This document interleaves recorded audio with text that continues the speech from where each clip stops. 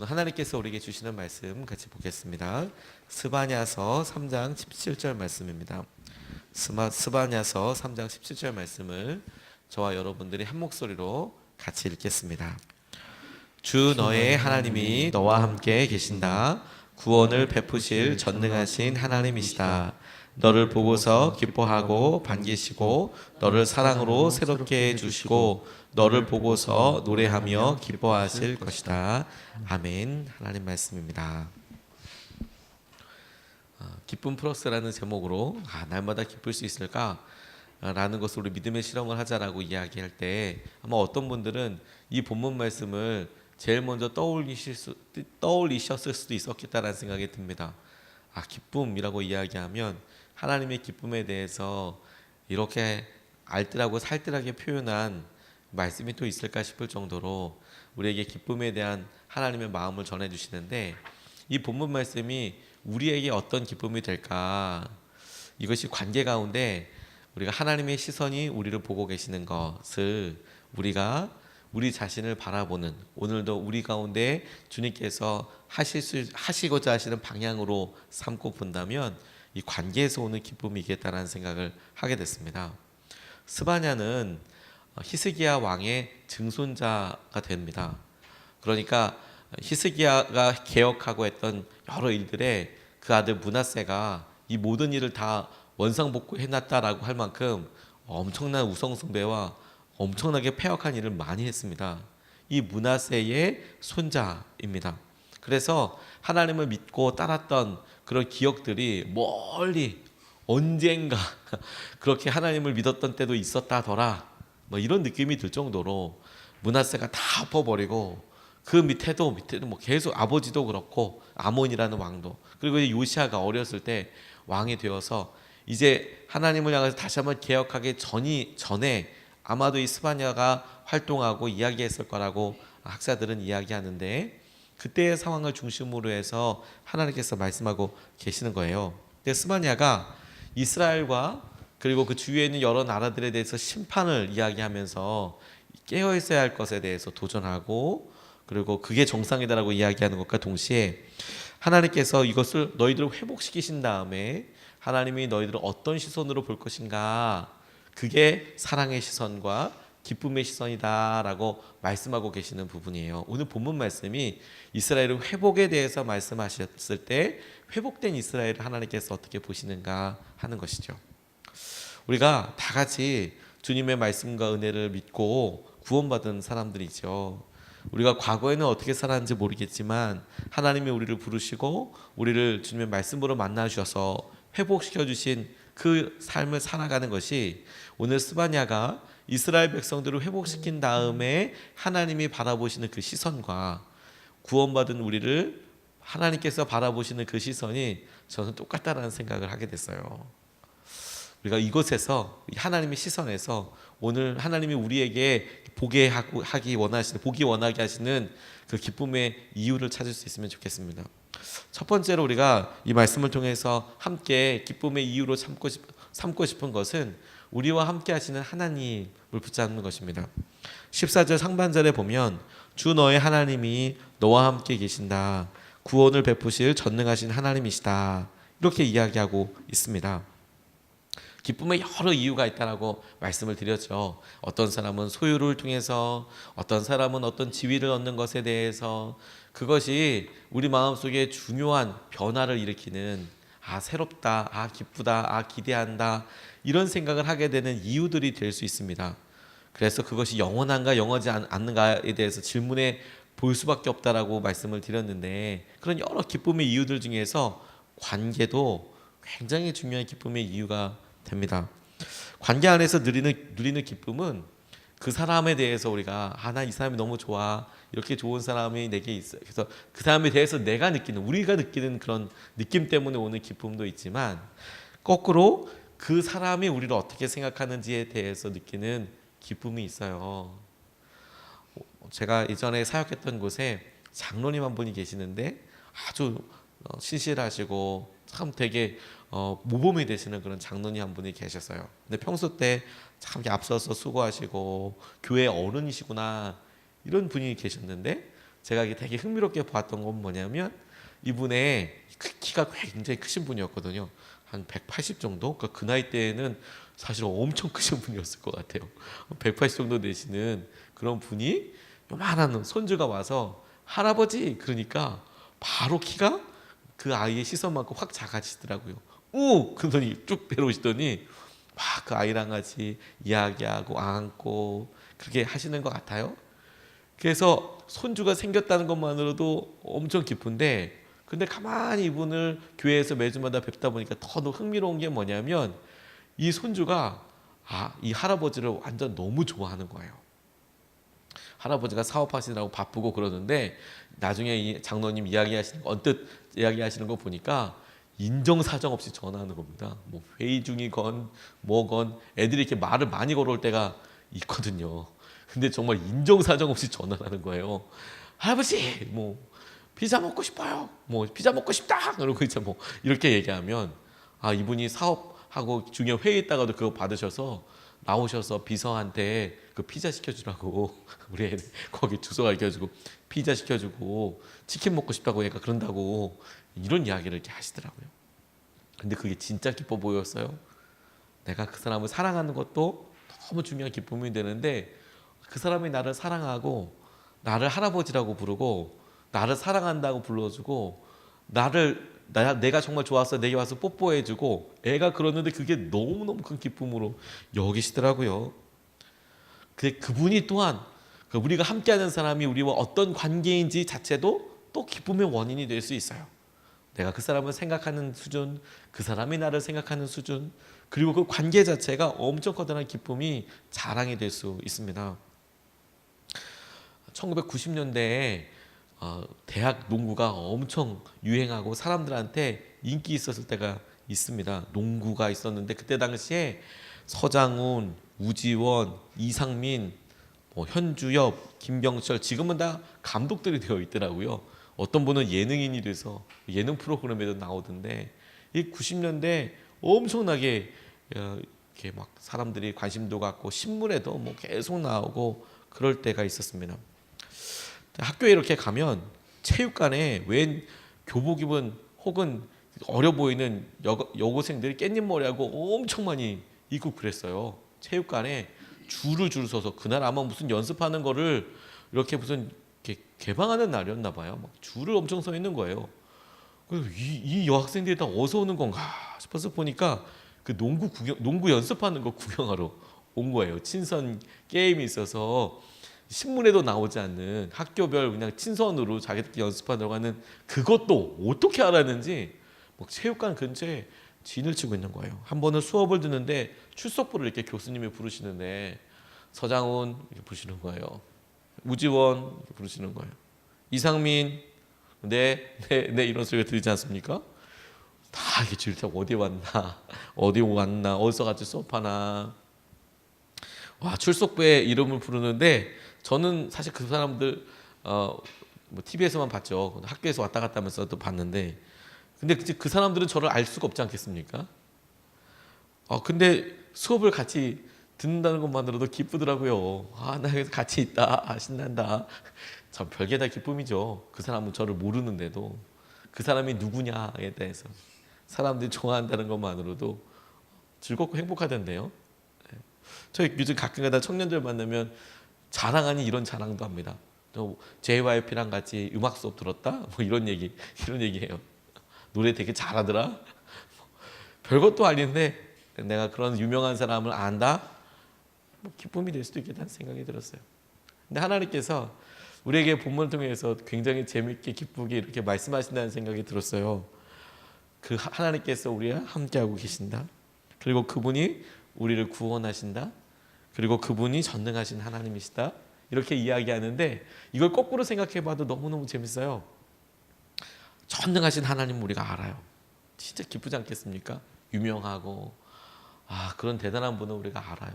근데 아는 정도만 해도 각기 있어도 되게 기쁜데 심지어 그분이 우리에게 구원하시고자 어떤 행동을 해주시기 위해서 어떤 삶에 영향을 주기 위해서 그렇게 하기를 원하신다는 거예요. 그러니까 멀리 떨어져 있는 분만 그냥 알고 있는 대면대면한 정도가 아니라 그분이 나의 삶에 개입하기를 원하실 만큼 가까워요. 내가 부탁하면 할 수 있을 정도로. 근데 게다가 그분이 어떤 도움을 주기 위해서 우리와 함께하고 계신대요. 그럼 더할 나위 없죠. 하나님께서 우리와 함께하고 계시고 오늘도 여러분 우리가 하나님께서 함께하신다라는 그 믿음을 붙잡고 우리가 날마다 기쁠 수 있겠다는 생각이 들었어요. 하나님 감사합니다. 함께하시는 하나님을 의지합니다. 이게 첫 번째 기쁨의 이유일 수 있겠다. 두 번째 기쁨의 이유는 하나님께서 보시는 대로 우리 자신을 보는 것에서부터 기쁨의 이유를 찾을 수 있겠다고 생각하게 됐습니다.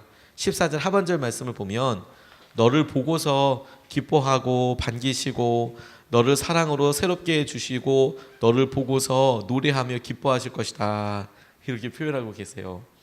너를 보고서 기뻐하고 반기시며 너를 사랑으로 새롭게 해주시고 너를 보고서 노래하며 기뻐하실 것이다. 이렇게 말씀하시는데 저는 이 말씀이 표현이 너무너무 감사하고 말씀을 준비하면서 너무너무 행복했어요. 오늘도 주님께서 나를 바라보시는 거, 그 바라보시는 것으로 나가 주님께 이렇게 보여주고 있구나 라는 것이 진짜 행복했습니다. 하나님이 우리를 바라보시며 심지어 우리를 보시고 노래하신대요. 제가 군 생활할 때 같이 복무하던 같이 군복무하던 군인 중에서 스펜스라는 미군이 있었습니다. 병장이었는데 서전이라고 합니다. 서전 스펜스라는 분과 굉장히 친했는데 그럴 수밖에 없는 게 제가 맡고 있었던 병과는 2명이 같이 일했거든요. 저 하나, 미군 1명.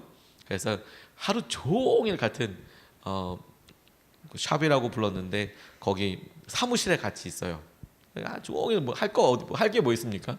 계속 이제 뭐 얘기하고 어디서 왔냐 뭐 이런 얘기는 처음에 하고 그거 한번 수십 번도 더 했을 거예요. 그리고 계속 뭐 미군들이 계속 오니까 뭐 그렇게 지내고 있었거든요.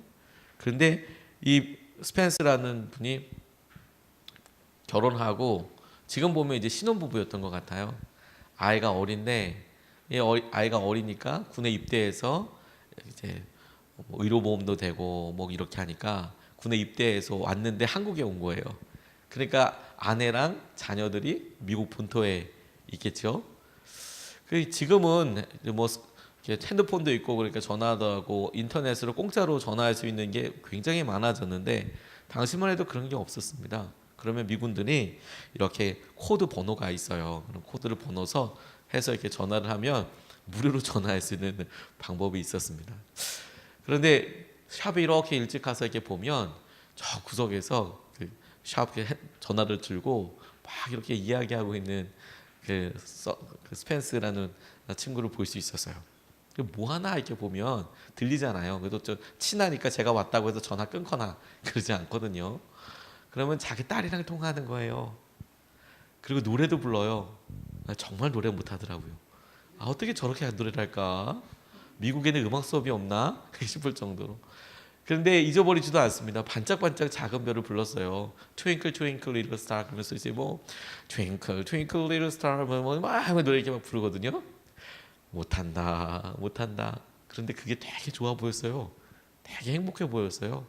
이렇게 멀리 있는 딸한테 그때 당시에는 그 사진을 보내줄 수도 없으니까 뭐 핸드폰으로 이렇게 찍어서 보내주거나 이런 게 없었으니까 그러니까 딸한테 이제 목소리를 들려주는 거예요. 아빠가 그것도 시차를 잘 조정해서 트윙클 트윙클 리틀 스타 하면서 계속 뭐 너는 뭐 엄마랑 잘 지내니 말 잘 들어야 돼 막 이런 얘기를 막 이렇게 하는데 목소리도 바뀌어요.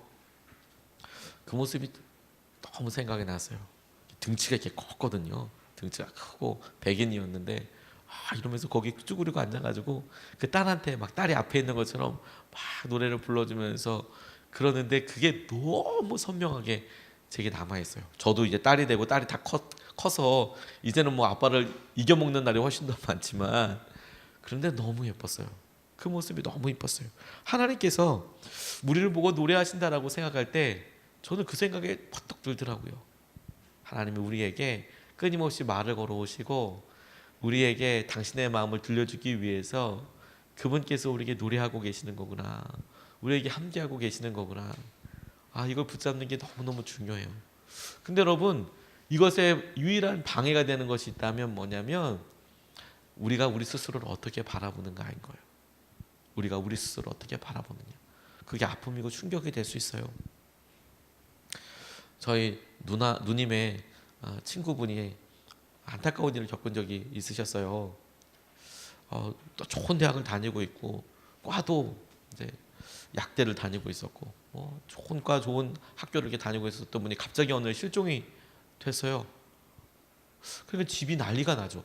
딸이 어느 날 갑자기 집에 안 들어온다고 생각해 보십시오. 그래서 아버지가 사업도 하고 계셨는데 백방으로 그 딸이 어디 있는지 찾아보고 있었습니다. 인신매매를 당한 건 아닌가, 아니면 무슨 어디 행렬병자가 된 건 아닌가. 그런데 딸이잖아요. 대학 다니고 있는 딸이, 젊은 딸이, 20대 초반의 딸이. 그러니까 너무 당황해서 아버지가 몇 년을 찾아다녔습니다. 그런데 그렇게 해서 벽에다가 붙여서 누구누구 찾는다 이렇게 이야기, 꼭 나쁘게 이용하려고 하는 사람이 있는 거예요. 그래서 전화해서 내가 딸의 행방을 안다, 돈 갖고 와라. 가서 돈 갖고 나가면 사람들이 우르르 몰려와서 때리고 돈만 가져가고, 신고하면 아마 그 딸을 알지도 못할 텐데 딸에 대해서 해코지 하겠다 이런 식으로 몇 번을 당하기도 하고 했는데도 딸이 그렇다니까 이 아버지가 나가는 거예요. 거기를. 방법이 없으니까. 근데 이분이 나중에는 TV에도 나왔습니다. 인간시대라는 게 있었거든요. 당시에 신인간시대라는 게 방영하고 그럴 때 이 아버지가 기가 막히게 딸 찾고 있다는 이야기를 가지고 TV에 나왔어요. 본인 얼굴 너무 부끄럽지 않겠습니까? 그런데 딸이 이제 나간 지가 몇 년이 됐는데 이게 먼저 죽었는지 어떻게 됐는지를 모르니까 전국에 있는 병원도 다 돌아다니는데도 찾을 수가 없으니까 이제 나왔어요. 그리고 너무 본인이 되게 용기가 필요했지만 딸 사진도 TV에다가 공개를 했어요. 우리 딸이 이렇게 예쁜데 찾아달라고. 근데 얼마 있다가 찾았네요. 근데 찾아있는데 찾고 나서 너무 깜짝 놀랐어요. 어느 호프집에 주방에서 일하고 있었던 거예요. 홀도 아니고 주방에서 일하고 있었던 거예요. 근데 왜 그랬나 물어보니까 당시에 자기가 잘 알고 있는 어떤 가까운 남자한테 안타까운 일을 당한 거예요. 그 일 있고 나서 집에 들어가지도 않고 혼자서 자기 스스로 집을 피해 다닌 거예요. 아버지 가족을 피해 다니고, 그거 보면서도 피해 다니고, 얼굴에다가 자해 행위를 해서 그렇게 하고. 어떻게 그럴 수 있을까? 본인이 본인 스스로를 어떻게 그렇게 안타깝게 할 수 있을까? 이렇게 생각이 들면서도 많은 것들을 떠올리게 하더라고요. 많은 것들을.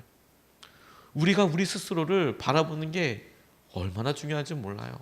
그분이 자기 스스로를 자기가 원해서 당한 것도 아니거든요. 자기가 선택한 것도 아니에요.